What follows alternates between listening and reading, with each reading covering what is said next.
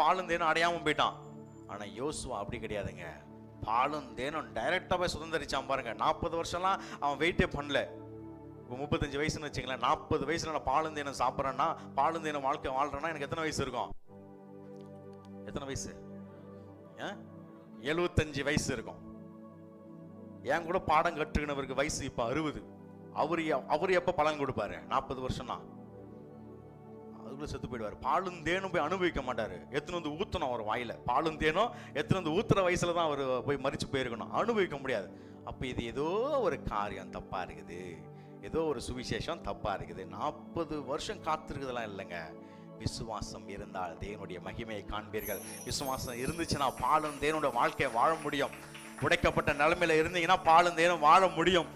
எந்த விஷயத்துல உடைக்கப்பட்டிருக்கிறீங்களோ அந்த விஷயத்துல கர்த்தர் உங்களை உயர்த்துவார். அதுதாங்க கானானுடைய வாழ்க்கை. அந்த வாழ்க்கையை விசுவாசத்தினால் ஜெயிப்பீர்கள்.